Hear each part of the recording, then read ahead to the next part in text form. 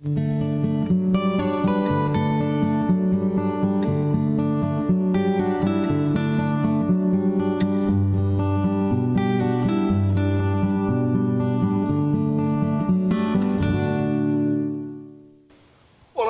boa noite, estamos começando mais uma edição do programa Conexão aqui pela TV Marília e é sempre muito bom contar com a sua audiência e a sua participação. Conexão sempre em nome de Unimed Marília, cuidar bem da sua saúde, esse é o plano. Vitalícia, levíssima água de Marília, exija, peça, diga eu quero Vitalícia, única água adicionada de sais do estado de São Paulo. Lancheira Alimentos, onde tem sabor tem Lancheira Alimentos, de Marília para o mundo, Lancheira Alimentos. Também conosco a companhia da Oral Center Odontologia Especializada e claro, a companhia agradável também da Ventilador e Casa. Programa Conexão, nesta segunda-feira aqui ao vivo, né, já nos estúdios nossos novos estúdios aqui na Unimar, a Universidade de Marília, no bloco 11 da Unimar, né, ainda, claro, a gente está no Croma, nós não estamos ainda no nosso cenário oficial, mas é sempre muito bom contar com a sua audiência e vai se ambientalizando aí, porque a gente está chegando de casa nova e vai ser muito bom essa nova etapa, essa nova fase aí do nosso Universo 4. Bem, ao meu lado, o Dr. Walter Maldonado Azevedo, que é médico, ortopedista, ele é também especialista em coluna, professor lá da residência da ortopedia da Santa Casa de Marília. Muito nos honra com a sua presença aqui, Dr. Walter. Muito boa noite, é uma alegria tê-lo aqui. Prazer estar aqui com vocês. Muito contente mesmo com o convite. Legal. Quero agradecer. Bacana. Doutor, a gente vai falar hoje aqui de uma técnica nova que eu ainda me enrolo para falar, que é a como é que é? É a dissectomia endoscópica. Dissectomia endoscópica. Pegou aí?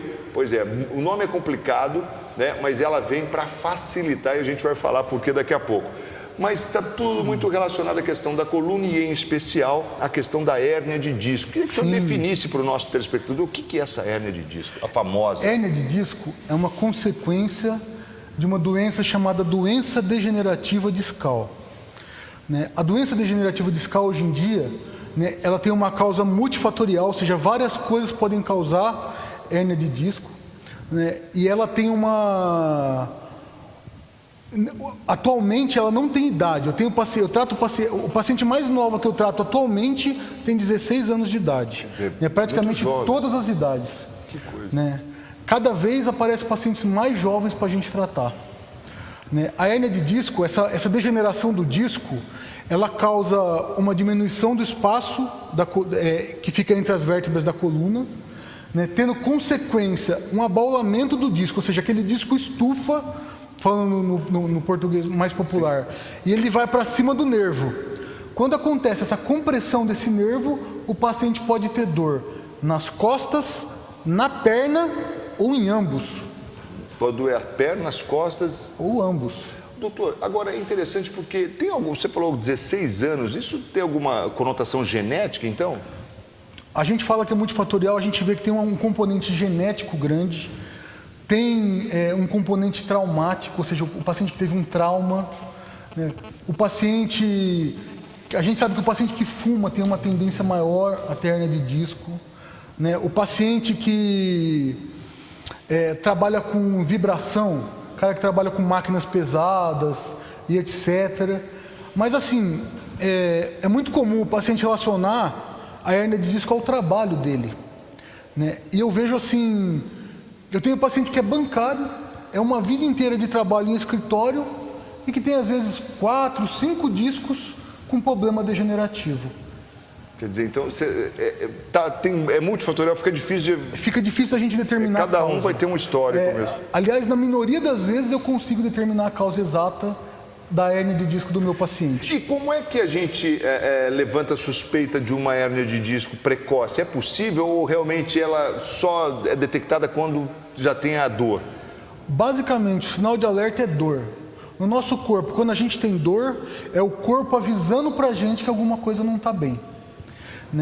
Quando a gente vai, o paciente com dor lombar, hoje em dia, com a mídia, com a informação, o paciente às vezes já chega no consultório preocupado, falou, doutor, será que eu estou com a tal hérnia de disco? É verdade.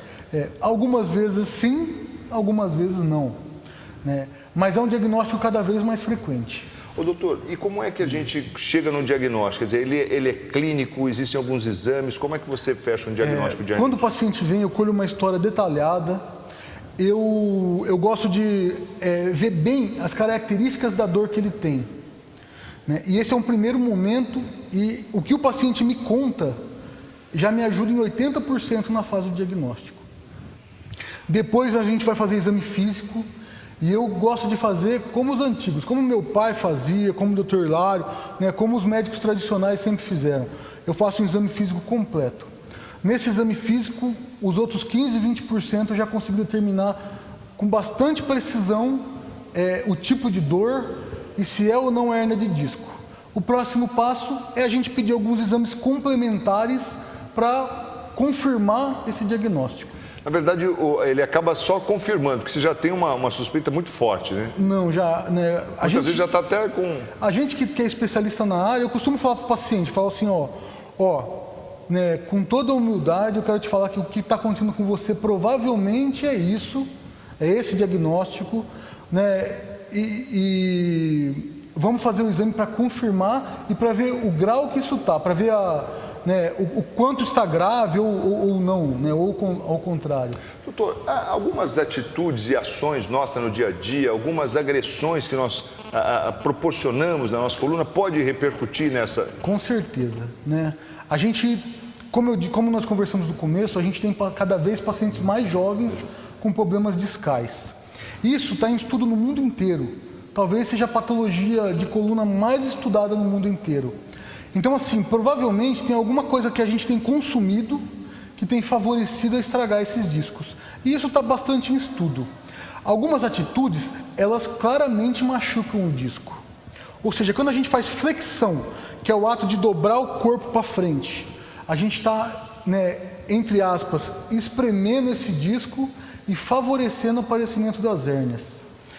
Quem pega coisa muito pesada, quem faz esforço muito grande, geralmente associado com a flexão, ele também favorece que esse disco piore mais rápido.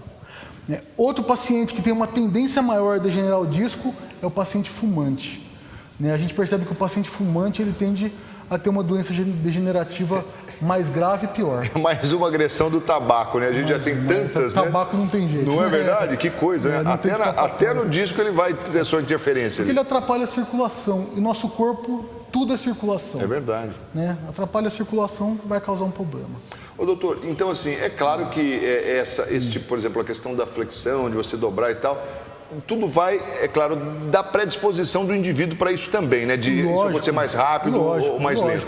Ou seja, aquele indivíduo que tem uma predisposição genética, e às vezes é muito fácil da gente ver isso na história.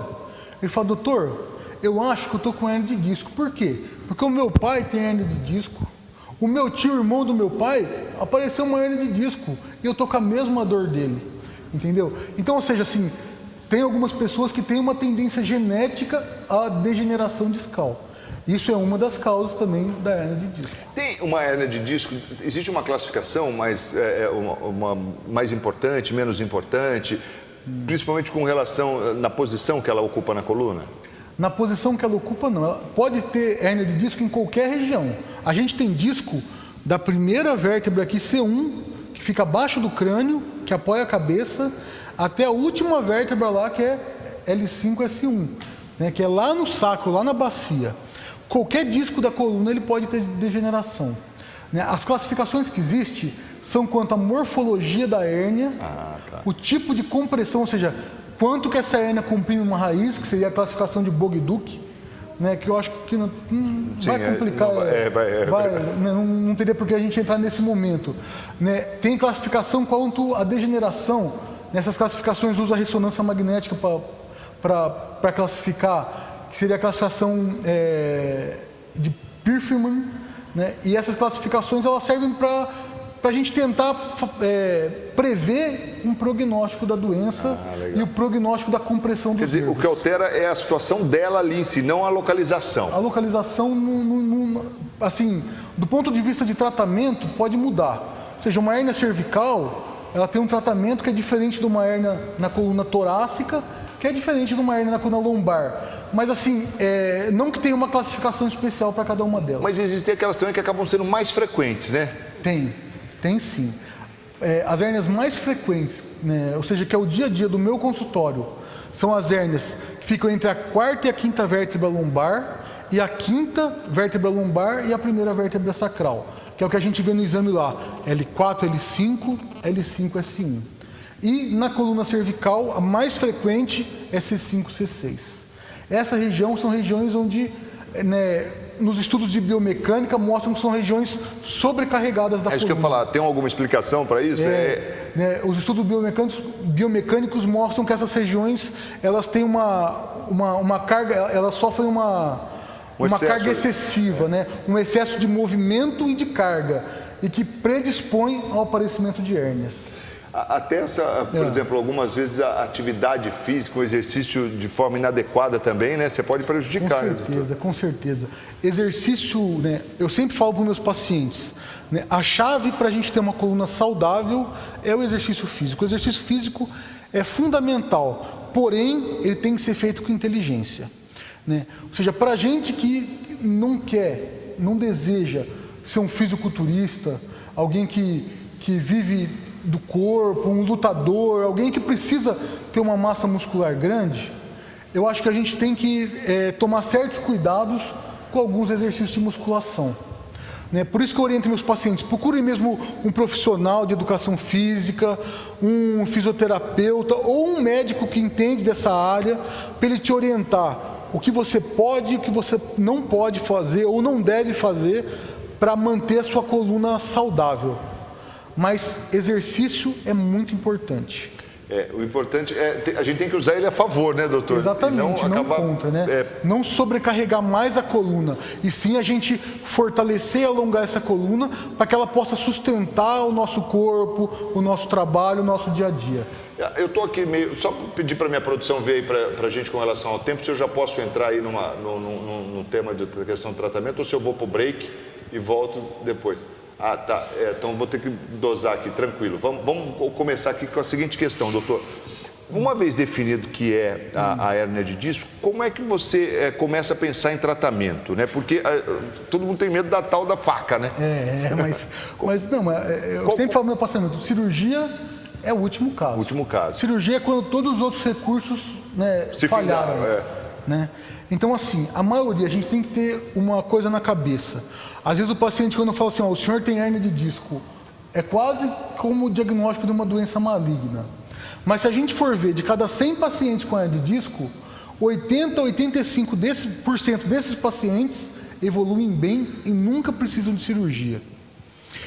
E desses outros que faltam, 15 a 20%, a gente tem uma minoria deles que vão precisar efetivamente de um procedimento cirúrgico, aquele que corta, que tem que abrir, que tem que passar por anestesia geral, entendeu? Ou seja, são procedimentos menores para a gente resolver o problema. É interessante porque a gente, quando fala em hérnia de disco, todo mundo tem realmente essa preocupação, Poxa, vou ter que ir para a cirurgia. Então, você tem algumas opções hoje de tratamento? Muitas opções.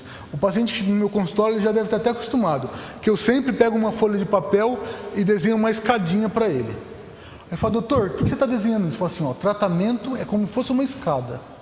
A gente vai começar o tratamento do primeiro degrau. O primeiro degrau é medicação, reabilitação física, ou seja, fortalecimento, alongamento, fazer tudo para recuperar o disco e para parar as agressões que estão causando mal para aquele disco. Entendeu?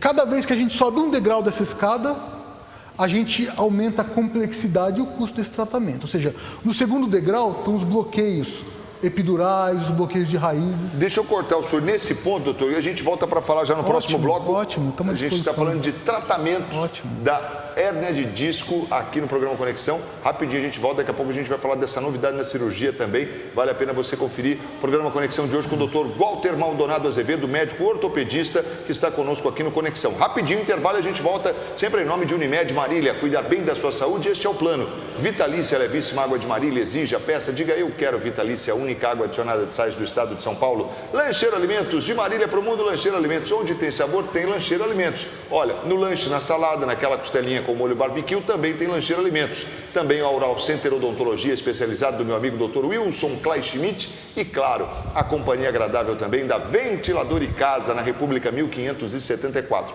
No intervalo a gente volta na sequência, não sai daí não, até já.